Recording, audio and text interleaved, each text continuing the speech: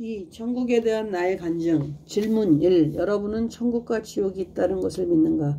2. 여러분은 천국과 지옥을 보았는가? 3. 보지 않았다면 그렇게 믿는 근거가 무엇인가? 성경 어디에 천국과 지옥이 있다고 했는가? 솔직히 대부분의 성도들은 목사가 성경을 가지고 그렇게 말하니까 있다고 한다. 목회자도 사람이기 때문에 우리가 직접 확인하고 믿어야 한다. 요한복음 20장에 보면 도마의 이야기가 나오는데 다른 제자들은 다 예수님의 부활을 믿었지만 그는 믿지 않았다. 다른 제자들과 함께 있지 않았기 때문이다. 25절에서 이렇게 말한다. 내 손으로 만져보고 확인하기 전에는 믿지 않겠다. 여기서 그의 나쁜 별명이 생겼다. 의심 많은 도마라고. 그러나 도마는 어떤 면에서 현대적이고 과학적인 제자이다. 주님은 이런 도마를 버리지 않고 보고 만져보고 믿음 없는 자가 되지 말고 믿는 자가 되라고 사랑의 권면을 하셨다. 바라기는 여러분도 나의 간증을 듣고 말씀을 통해 믿는 자들, 확신하는 자들이 다 되기를 바란다. 도마는 부활하신 주님을 본 후에 28절에서 유명한 신앙 고백을 한다. 나의 주님이시오 나의 하나님이시니다. 이것은 베드로가 한 마태복음 16장 16절의 신앙 고백보다 더 놀라운 고백이다. 왜냐하면 베드로는 예수님을 그리스도와 하나님의 아들로만 고백했지만 도마는 주, 즉 믿음의 대상이요 하나님으로 고백했기 때문이다. 그는 인도로 가서 선교를 했고 마침내 첸나이에서 순교의 제물이 되었다. 내가 선교사로 있었던 벵갈로에서 5시간 떨어진 첸나이에 가면 그의 순교자로서의 발자취가 분명하게 남아있다. 이때 주님은 29절에 너는 나를 본 거로 믿느냐 보지 못하고 믿는 자들은 복되도다고 했다. 그러므로 천국과 지옥을 육신의 눈으로는 보지 못했어도 절대 무오한 하나님의 말씀에 근거하여 영안으로 보고 믿는 여러분이 다 되시기를 축원한다. 더 큰 복이 있기 때문이다. 1. 나는 입신하지 않았다. 나는 입신한 것이 아니라 환상을 통해서 보았다. 환상은 본래 바울에게 많이 나타났다. 그러나 내가 본 환상과 바울이 본 환상은 질적 차이가 있다. 바울이 본 환상은 고린도후서 12장 1절에서 말한 대로 주의 환상과 계시에서 볼 수 있듯이 계시성을 띈 것이지만 내게 주신 환상은 계시성은 없는 다만 내게 교훈으로 주신 주관적인 것이다. 그것은 마치 야곱이나 요셉 그리고 다니엘의 꿈은 계시성을 띈 것이지만 날마다 우리가 꾸는 꿈은 단순히 교훈적 인 것과 같은 그런 질적 근본적 차이다. 입신은 무엇인가? 입신이란 말은 기독교 용어가 아닌 무속 용어다. 육체와 영혼이 분리되는 신비한 현상을 입신이라고 말한다. 물론 지금도 무속인들 중에 입신하는 사람들을 보았고 알고 있다. 그러나 그것은 사탄의 역사이지 결코 성령의 역사가 아니다. 사무엘상 28장에 나오는 신접한 여인의 이야기는 사탄의 역사이다. 사탄의 역사와 성령의 역사는 현상적으로는 비슷하지만 본질적으로 다르다. 물론 기독교인 중 입신한 것으로 알려져 있고 존경의 대상이 되는 사람도 있다. 예를 들면 1893년에 태어나서 1929년에 세상을 뜬 선다싱은 성자로 불리는 신비주의자로 영계의 묵시라는 글을 남겼다. 그는 40일 금식을 한 후에 티베트에 가서 선교로 일생을 보냈으며 입신 중에 스베덴보리 천상의 여행기 저자를 만났다고 했다. 또 입신한 사람으로는 한국에서는 고 박용규 목사가 있다. 그는 나와 같은 합동 측에 속한 목사였고 특히 저 높은 곳을 향하여라는 책을 썼고 교회사가로도 유명한 분이다. 그는 6편의 동영상을 남겼고 그것을 많은 사람들이 보았다. 그는 입신 중에 두 천사를 따라 은하수 건너편에 가서 천국을 보았다고 했다. 지옥에서 만난 영혼들은 유황불목과 벌레들과 함께 고통을 당하고 있었다고 했다. 나는 그를 존중히 여기지만 입신이란 용어는 틀린 것이라고 생각한다. 아마도 그가 일반 성도들이 쉽게 이해할 수 있는 용어를 그냥 사용한 것으로 생각한다. 또한 그는 타원형의 비행기를 타고 가서 천국을 보았다고 했다. 그때 하나님께서 그에게 5가지를 물어보셨다고 한다. 1. 너는 땅에서 성경을 얼마나 읽었는가? 2. 너는 헌금을 얼마나 했느냐? 3. 너는 땅에서 전도를 얼마나 했느냐? 4. 너는 11조를 어떻게 했느냐? 5. 너는 기도 생활을 얼마나 했느냐? 그러나 주님이 내게 물은 것은 전혀 달랐다. 너는 하나님의 영광을 위해서 무엇을 했느냐? 그때 나는 내가 한 많은 일들을 나열했지만 주님은 그것은 다 너의 왕국과 너의 영광을 위해서 한 것이고 그 결과 너는 이 땅에서 이미 영광을 누렸다고 책망하셨다. 나는 그 말씀 앞에 거꾸로 졌고 그 후에 선교를 위해서 평생을 바치기로 하였다. 그래서 인도에 가서 선교를 하면서 인도에서 온 편지라는 책을 썼다. 지금은 순회 선교사로 활동하고 있다. 얼마 전에는 미얀마에 가서 설교와 강의를 하고 돌아왔다. 새로 건축하고 있는 신학교의 인관일 선교사를 통해 신학교 총장으로 구두로 청빙을 받았기에 기도하고 있다. 가야 할지는 좀 더 기도하고 응답받는 대로 결정될 것이다. 이 천국 지옥과 천국에 대한 신학적 이해. 먼저 간증에 앞서 서론적으로 지옥과 천국에 대한 신학적 이해가 필요하다. 먼저 지옥에 대한 것부터 말하면 지옥은 유황불과 어둠으로 요약할 수 있다. 이것은 고통의 장소라는 뜻이다. 그래서 성경학자들 사이에는 불과 어둠이 은유인가 아니면 사실인가 하는 논쟁을 하고 있다. 그러나 내가 본 것은 사실이다. 하지만 그 불은 세상의 불과는 전혀 다르다. 왜냐하면 불이 있으면서도 어둡고 게다가 구더기도 죽지 않는 지옥에만 있는 그런 불이기 때문이다. 지옥의 또 다른 고통은 역겨운 냄새다. 사람마다 싫어하는 냄새가 다를 수 있지만 지옥의 냄새는 모든 사람들이 싫어하는 냄새여서 호흡하기가 곤란할 정도이다. 다음은 천국이 무엇인가에 대해 말하겠다. 예수님의 설교의 표가 무엇인가? 그의 첫 번째 설교는 마태복음 4장 17절에 나오는데 회개하라 천국이 가까이 왔느니라는 말씀이다. 3년 동안 하신 일도 천국 선포였고 그의 마지막 설교도 천국이었다. 1. 그러면 천국과 하나님의 나라는 다른가 같은가? 세대주의자들은 천국과 하나님의 나라를 다른 것이라고 말한다. 그러나 그것은 유대인들의 관습을 보는 데서 온 것이다. 그들은 천국이란 이 땅에서의 하나님의 통치이고 하나님의 나라는 보다 넓은 의미로서 성도들과 천사들을 다 포함하는 나라라고 말한다.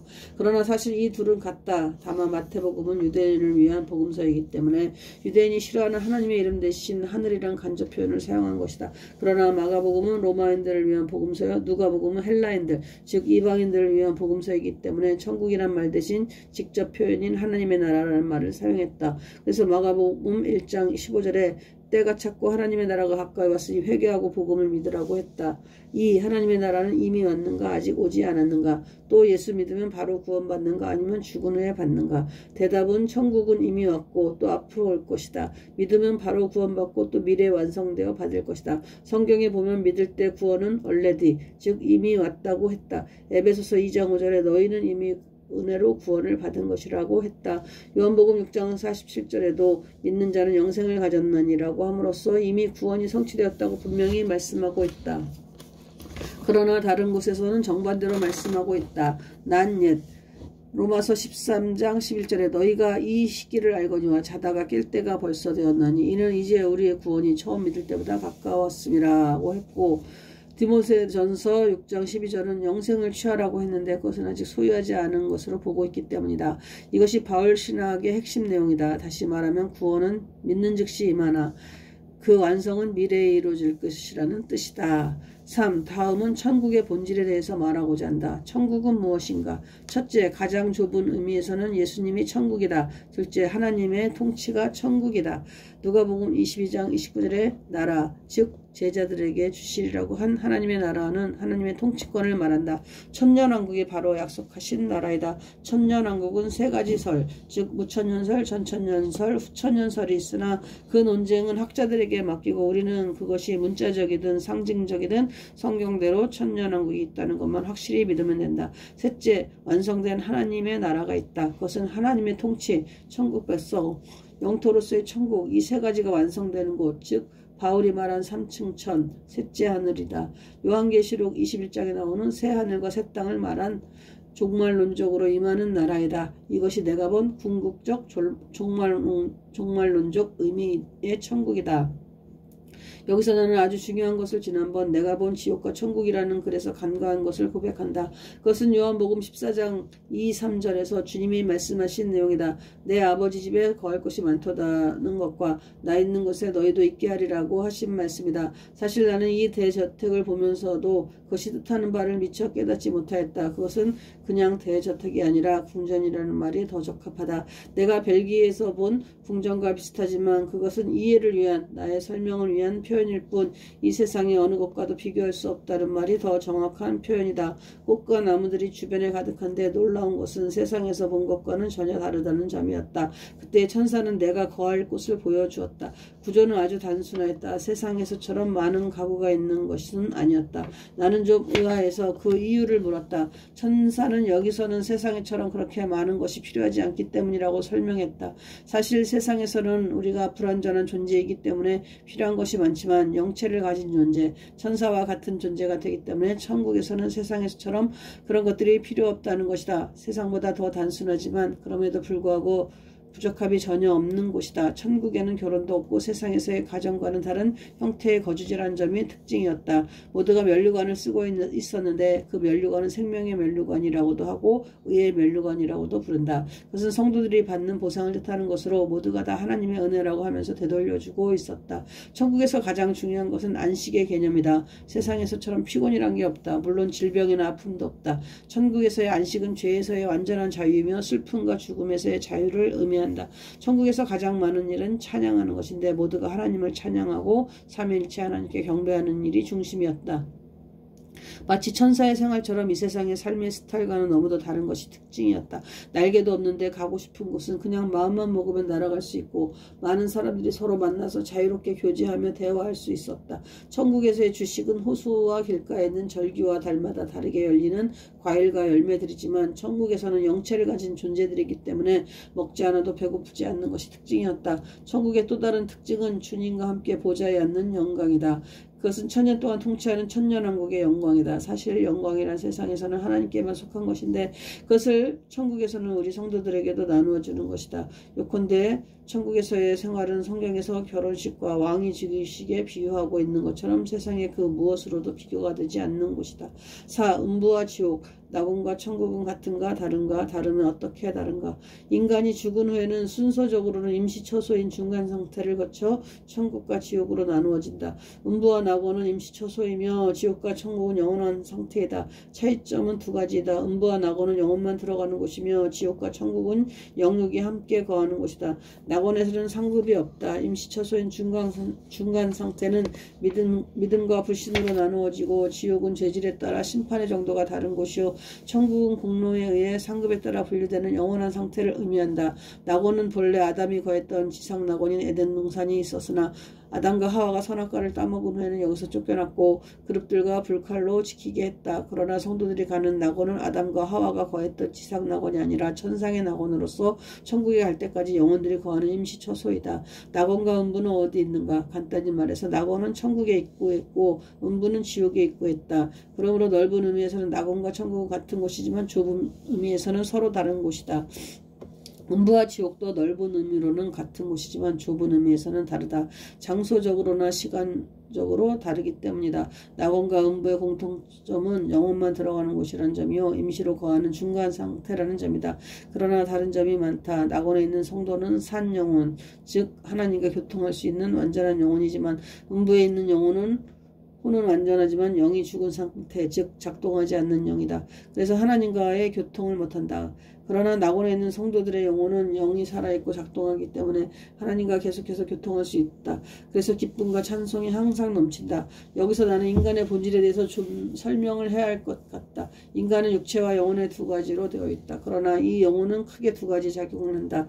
영적 작용과 혼적 작용이다. 영적 작용이란 하나님과 교통하는 일을 하고 혼적 작용이라 인간이 가진 이성이나 감성을 포함한 인간만이 가진 것을 말한다.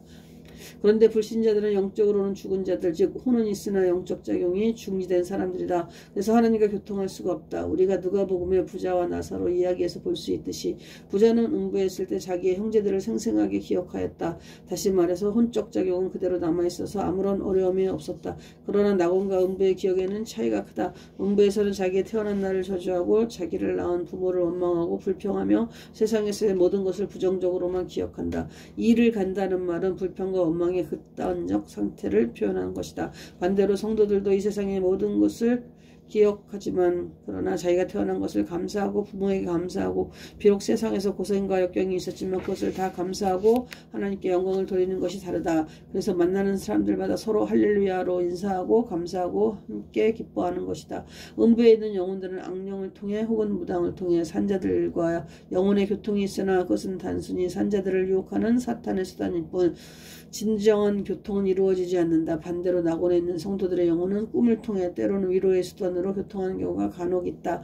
낙원과 음부에서 사용하는 언어는 자기의 모국어를 주로 사용하지만 낙원에서는 서로 다른 언어도 서로 통하고 대화가 되지만 음부에서는 같은 언어도 통하지 않는 곳, 말하자면 완전히 단절된 상태이다. 내 책을 읽은 사람들은 낙원과 음부에서의 반응이 전혀 다를 것이다. 낙원에 있는 성도들은 내가 쓴 책은 마치 목사가 성경을 읽고 설교한 것처럼 그저 설명과 해석을 하려고만 했지 낙원과 천국의 진짜 아름다움과 기쁨을 표현한 것이 너무도 부족한 것에 놀라게 될 것이다. 반대로 음부와 지옥에 떨어진 사람들은 내가 음부와 지옥에서 표현한 고통과 절망이 서론도 안 된다는 사실에 놀랄 것이다. 그러면 천국에는 언제 가는가? 낙원에서 잠깐 머물다가 주님이 재림할 때 육체가 부활해서 간다. 그러면 많은 분들이 구약의 성도들은 몇천 년, 신약의 성도들은 많게는 2000년 이상 머무는데 너무 길지 않느냐고 물을지 모르겠다. 나도 그것이 궁금했다. 천사장은 내게 시편 90편 4절을 주셨다. 주의 목전에는 천년이 지나간 어제 같으며 밤의 한순간 같을 뿐입니다. 그렇다. 인간의 시간 개념으로는 낙원에서의 시간이 너무도 긴 시간을 기다리는 것이다. 그러나 낙원에서는 너무도 행복하고 기쁘기 때문에 그것이 몇천 년이라고 해서 그것은 마치 우리가 차 한 잔 마시는 정도의 시간밖에 안 된다. 그러므로 우리의 시간 개념으로 이해해서는 안 된다. 5. 결론적으로 천국은 성도들의 1차적으로 추구해야 할 궁극적 목적지이다. 그러나 우리는 나의 나라, 나의 통치를 추구하고 있다. 우리는 오늘 이 시간에 이것을 회개해야 한다. 내가 주님께 책망받은 것은 일을 적게 해서가 아니고 공로가 적어서가 아니라 마이 킹덤, 즉 나의 왕국을 건설하려고 한 점이었다.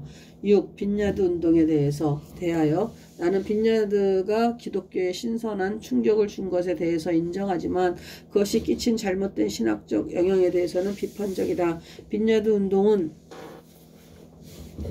우리가 잘 아는 대로 LA 애나함에 있는 존 윈버의 빈야드 교회에서 1978년에 일어난 운동이다. 그의 운동은 소위 토론토 블레싱으로 번졌고 그는 와그너가 말한 제3의 물결 운동을 일으킨 장본인이다.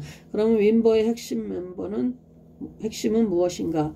하나님 나라의 임재를 강조하였다. 찬양, 말씀, 기도, 전도, 구제를 강조했다. 그는 예수님의 복음 사역을 문자적으로 따라갔다. 이것이 중요하다. 성경을 참고서로 보지 않고 지금 이 시대에 우리에게 주신 말씀으로 보았다. 그래서 능력 전도를 강조했는데 그 중에서도 신유, 축사, 거룩한 웃음, 떨림, 비몽사몽, 쓰러짐, 방언, 예언 같은 것이 특징이다. 한국에는 열린 예배라는 이름으로 많이 소개되었고 하용조 목사의 경배와 찬양에 영향을 주었다. 그러나 하용조 목사는 빈야드 운동을 그대로 따른 것이 아니라 한국의 신학과 문화의 감성이란 필터에 걸러서 접목하였다. 그것은 한국교회 특히 청년층에 신선한 충격을 주었고 열린 예배가 유행하게 되었다. 솔직히 나도 열린 예배를 강조했으나 미국 문화와 무속적 면을 제거하여 수용한 것이다. 3. 신접이란 사탄적인 것이다. 레위기 20장 27절에서는 남자나 여자가 신접하거나 박수무당이 되거든 반드시 죽일지니 곧 돌로 그를 치라. 그들의 피가 자기들에게로 돌아가리라 했고 신명기 18장 11절에도 비슷한 말을 했다. 사람들은 바울이 말한 삼층천 낙원에 성경적 근거를 두지만 그것은 잘못된 것이다. 고린도후서 12장 2에서 6절에 보면 내가 그리스도 안에 있는 한 사람을 아노니 그는 14년 전에 셋째 하늘에 이끌려간 자라고 했다. 왜 바울은 간접적으로 표현했을까? 3절 이하를 보면 환상 중에 천국을 본 것임을 알 수 있다. 그것은 절대로 입신이 아니라 환상 중에 본 것이다. 바울은 자신을 제3자로 겸손하게 표현하였다. 그러므로 나의 환상을 통한 체험은 보편화할 것이 절대로 아니며 한 개인의 주관적 영적 체험이다. 바울처럼 성령의 계시가 아니기 때문이다. 내 영혼이 천국과 지옥에 갔다 온 것이 결코 아니다. 그냥 환상으로만 보았다. 나는 가사 상태에서 갔다 온 것도 아니다. 영혼이 몸 밖으로 빠져나간 것도 아니다. 구태여 말한다면 비몽사몽간에 보았다. 그러므로 나의 간증을 통해 천국과 지옥이 있다는 것을 확신만 할 뿐 그 이상으로 생각하지 않기를 바란다. 왜냐하면 나는 내가 본 것도 정확하게 표현하지 못하는 못난 사람이기 때문이다. 지금 한국과 외국에서 천국과 지옥을 갔다 왔다는 사람들이 너무 많고 책과 간증이 판을 치고 있어서 사실은 이 간증을 하고 싶지 않았다. 같은 부류로 여겨질까 두렵다. 가장 유명한 것이 안젤리카의 23시간이라는 내용이고 국내에서는 9수년 전도사이다. 그러나 내가 이렇게 간증하는 것은 잘못된 오해를 풀어주기 위해서이다. 가장 중요한 것은 성경을 통해서 천국과 지옥이 있다는 것을 믿으면 그것으로 족하다. 주님은 말씀하셨다. 너는 나를 본고로 믿느냐? 보지 못하고 믿는 자들은 복되도다. 그렇다고 체험이 불필요하다는 것은 절대로 아니다. 체험은 절대적으로 필요하다. 왜냐하면 우리에게 확신을 주기 때문이다. 그러나 체험을 성경과 동일시하는 것은 위험하다. 성경은 절대적인 말씀이지만 체험은 아니다. 체험은 확신은 주지만 교만하기 쉽고 체험 없는 사람들을 깔보기 쉽다. 자신을 표준화하기 쉽다. 그러나 그렇게 교만해진다면 차라리 체험이 없는 편이 좋다. 왜냐하면 교만이 가장 무서운 죄이기 때문이다. 따라서 나의 책이나 간증은 죽은 정통을 경고하고 또 반대로 체험주의자들도 경고하기 위해서이다. 어느 한편에 서는 것은 위험하다. 4. 지금은 어떤 때인가? 한국교회는 지금 영적 빈혈에 걸려있다. 침체와 아사 상태에 있다. 지금은 정말 새로운 활력소가 필요한 때이다. 이대로는 한국교회도 유럽이나 미국 교회처럼 죽어갈 것이다. 우리가 잘 아는 대로 제1의 물결은 오순절 사건, 제2의 물결은 은사주의, 즉 카리스마 운동이다. 이제 소위 제3의 물결이 일어나고 있다. 성령의 충만을 통한 성령의 능력을 강조하는 운동이다. 어떤 면에서 이런 것이 필요한 때가 되었다. 지금이 바로 그런 때이다. 그러나 문제는 여기저기서 사탄적 운동에 영향을 받고 있다는 것을 직시해야 한다. 전통적 교리는 은사중단론, 계시의 종료성 신학이다. 이 신학은 이단을 방지하는 역할은 했지만 한국교회에서 활력소를 상실하게 했다. 왜냐하면 은사의 일부는 지금도 계속되고 있고 계시는 종료되었지만 성령의 조명은 더 강하게 일어난다. 지금도 수많은 기적이 일어나고 있다. 치유의 역사도 선교지에서는 강하게 일어나고 있다. 물론 어떤 사람들이 말하는 직통계시란 없다. 그들은 성령께서 말씀하신다는 말, 특히 요한계시록 2, 3장에 귀 있는 자는 성령이 교회들에게 하시는 말씀을 들을지어다를 현재적으로 해석함으로써 직통계시를 말하는데 그것은 기독교가 아닌 기독교 혀를 쓴 이단이요 무속 종교이다. 때로는 레마라는 이름으로 직통계시를 말하는데 로고스와 레마는 번갈아 쓰고 있는 용어이다. 나의 은사인 웨스터민스터 신학교의 개핀 교수는 계시는 단회적이다라고 했다. 즉 초대교회적 현상이라는 뜻이다. 그러나 중요한 것은 지금도 계시성이 아닌 성령의 은사와 성령의 능력은 쉬지 않고 계속해서 일어나고 있다. 따라서 성령의 역사가 능력을 가두어두는 신학은 죽은 신학, 죽은 정통이 될 위험성이 많고 교회를 빈혈에 걸리게 하고 있다. 그렇다고 와그너의 열린 신학 혹은 신사도 운동을 주장하는 것은 이단적 발상이라고 생각한다.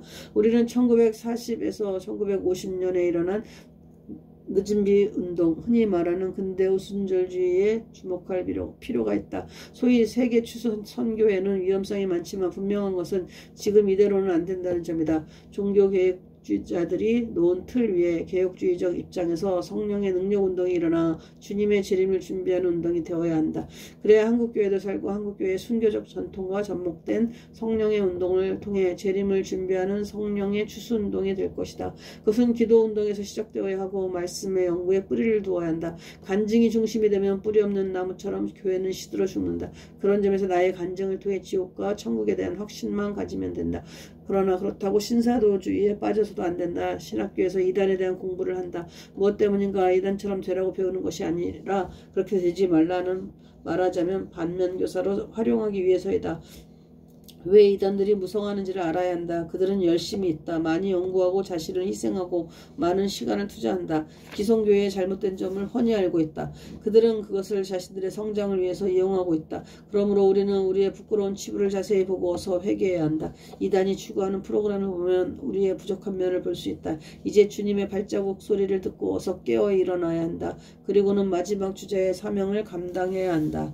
5. 맺은말 요한복음 20장 19에서 23절은 부활하신 주님이 안식 후 첫날 밤 늦게 다락방에 있는 10명의 제자들 가룟 유다는 죽었고 도마는 없었음. 제자들에게 나타나셔서 주신 마지막 사명이다. 이 말씀은 크게 4가지이다. 1. 너에게 평강이 있을지어다. 21절 부활 후 주님은 승천하시기까지 10번 나타나셨다. 부활의 동산에서 막달라 마리아에게 요한복음 20장 11에서 18절 무덤에서 돌아가는 여자들에게 마태복음 28장 5절에서 15절 마가복음 16장 2절에서 8절 누가복음 24장 1절에서 11절 엠마오 도상에서 두 제자들에게 마가복음 16장 12절 13절 누가복음 20장 13절 35절 예루살렘에서 베드로에게 누가복음 24장 34절 고린도전서 15장 5절 다락방에서 10제자들에게 누가복음 24장 36절에서 43절 요한복음 20장 19에서 23절 다락방에서 11제자들에게 요한복음 20장 24절에서 19절 디베라 바다에서 7제자들에게 요한복음 21장 1에서 25절 다볼산에서 11제자들과 500여 성도들에게 마태복음 28장 16절에서 20절 고린도전서 15장 6절 예루살렘에서 11제자들과 예수님의 형제인 야고보에게 마가복음 16장 14절에서 18절 누가복음 24장 44에서 49절, 고린도전서 15장 7절, 감람산에서 11제자들에게, 누가복음 24장 50에서 53절. 본문의 이 구절은 다섯 번째 나타나시면서 하신 말씀이다. 물론 이것은 유대인들의 인사법이다. 그러나 당시의 제자들에게 이 말씀은 인사 이상의 의미가 있다. 왜냐하면 제자들은 그때 두려움과 의심 속에서 있었기 때문이다. 지금 우리는 두려움과 의심의 병을 해결해야 한다. 첫째는 세상 권력과 문화에 대한 두려움이고, 둘째는 정말 주님이 부활했는가에 대한 의심의 병이다. 이 두려움과 의심의 병을 고쳐주기 위해 주님은 손과 옆구리를 보여주셨다. 두려움과 의심, 이 두 가지는 사탄이 우리에게 뿌린 영적 암이다. 그러므로 우리는 주님이 주시는 하늘의 평강을 가져 이 두 가지의 병을 치유할 수 있다. 참 평강은 우리 혼자 있는 것이 아니라 우리가 지금 주님과 함께 있다는 것을 영적 눈으로 보아야 두려움이 사라진다. 다음은 영적 눈을 떠서 부활하신 주님을 보아야 한다. 새벽에는 막달라 마리아에게 나를 만지지 말라 하셨는데 저녁에는 만져보라고 하셨던 것을 기억하는가? 그 이유가 무엇인가? 성경학자들은 그날 오후에 주님은 승천하여 자신의 피를 아버지께 드려서 하늘 장막의 속죄소에 뿌리게 했다고 해석한다. 다시 말해 우리의 죄의 빚은 이제 공식적으로 청산되었다는 뜻이다. 예수께서 그의 살과 뼈를 보여주신 또 다른 이유는 우리의 부활 때 우리도 주님처럼 육체적 부활을 할 것을 보여주신 것이다. 그래서 요한은 요한일서 3장 2절에서 그가 나타나시면 우리가 그와 같을 줄을 아는 것은 그의 참모습 그대로 볼 것이기 때문이라고 기록하고 있다. 우리의 영적 귀가 열려 주님의 음성을 들어야 두려움과 의심이 사라지며 하늘의 평강이 온다. 그것이 바로 마음의 천국이다. 마음의 천국은 우리의 모든 죄가 다 청소된 것을 깨달을 때 온다. 이 아버지께서 나를 보내신 것 같이 나도 너희를 보내노라. 다시 말해서 제1의 선교사인 주님이 직접 우리를 세상의 선교사로 보냈다는 성령의 음성을 듣고 믿어야 한다. 여기서 보낸다는 말은 선교사로 보낸다는 뜻이 현재형으로 된 것은 영원한 진리를 의미한다. 3. 숨을 내쉬며 이르되 성령을 받으라. 여기서 숨을 내쉬었다는 말은 충만하게 성령을 주시는 보디랭귀지이다. 그 역사적 성취가 50일이 되는 오순절 때 이루어졌다. 중요한 것은 선교는 절대로 우리의 힘으로 되는 것이 아니라 성령의 충만을 받아야 된다는 사실이다. 선교는 성령의 운동이다. 그러므로 우리는 성령께에 대한 3대 죄악을 범하지 말아야 한다. 첫째는 성령 해박죄 혹은 모독죄, 둘째는 성령을 근심케 하는 죄, 셋째는 성령 소멸죄이다. 중요한 것은 성령의 충만은 이례적인 것이 아니라 계속적이라는 점이다. 본문에서 가르쳐주는 중요한 교훈은 선교 방법은 바로 성령께서 인도하는 대로 하라는 사실이다. 지금 선교를 망치고 있는 것은 선교학 박사들이다. 너무 이론에 치우치기 때문이다. 선교는 결코 이론이 아니라 성령과 함께 성령 안에서 그의 도구로 쓰여질 때 일어난다. 4. 너희가 누구의 죄든지 사하면 사여질 것이요 누구의 죄든지 그대로 두면 그대로 있으리라 하시니라. 이 말씀은 오해하기 쉬운 구절이다. 그러나 분명한 것은 제자들은 죄를 사할 수 있는 권한은 없고 오직 하나님만 사죄권이 있다. 그러면 본문의 뜻은 무엇인가? 그것은 주님의 보혈로 말미암아 믿음을 통해 그리스도를 영접하며 용서받게 된다는 뜻이다. 마태복음 16장 19절과 18장 18절에도 비슷한 구절이 나오는데 이 구절들은 많은 논쟁을 일으켰다. 그러므로 우리도 조심하지 않으면 이단에 빠질 수 있다. 사실 열쇠란 우리에게 천국의 열쇠를 주었다든지 사죄권이 있다는 뜻이 아니라 죄의 용서를 선포하는 권위를 뜻하는 말이다. 솔직히 우리는 어떤 권위도 없다. 그러나 말씀에 권위가 있고 말씀을 주신 주님이 권위가 있기 때문에 원님 덕에 나팔 부는 격이다. 다시 말해서 용서는 제자들이 주는 것이 아니라 믿음을 통해 하나님이 주시는 것이다. 베드로나 사도들 그리고 우리는 단순히 하나님의 도구로 쓰일 뿐 우리에게 천국 열쇠가 주어지는 것이 결코 아니다. 하나님께서 주님을 통해 믿는 자들에게 주시는 것이다. 본문은 우리가 다 하나님의 복음의 나팔이라는 사실을 강조한다. 용서는 하나님이 하시지만 예수를 믿음으로 말미암아 주어지기 때문에 우리의 복음 선포는 그 중요성을 아무리 강조해도 오히려 부족하다. 지금 우리가 선교하지 않으므로 주님의 재림이 지연되고 있다는 사실을 보고 또 깨달아야 한다. 모든 영광을 주님께 드리오니 오직 예수만 영광을 받으소서. 아멘. 끝으로 내가 좋아하는 복음송을 함께 부르고 싶다. 제목은 사나 죽으나 주님의 것이다. 1절 이제 내가 살아도 주 위에 살고 이제 내가 죽어도 주 위에 죽네. 하늘 영광 보여주며 나로라 안에 할렐루야 찬송하며 주께 갑니다. 2절 이제 내가 떠나도 저 천국 가고 이제 내가 있어도 주 위에 있네. 우리 예수 찬송하며 나는 가겠네. 천군 천사 나팔 불며 마중 나오네. 후렴 그러므로 나는 사나 죽으나 주님의 것이요 사나 죽으나 날 위해 피 흘리신 내 주님의 것이요. 이제 내가 살아도 주 위에 살고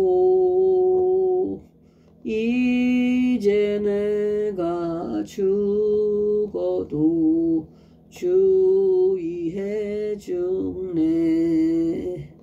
하늘 영광 보여주며 나로라 하네. 할렐루야 찬송하며 주께 갑니다. 이제 내가 떠나도 저 천국 가고 이제 내가 있어도 주 위에 있네.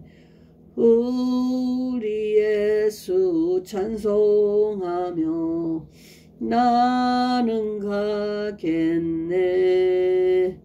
천군 천사 나팔 불며 마중 나오네.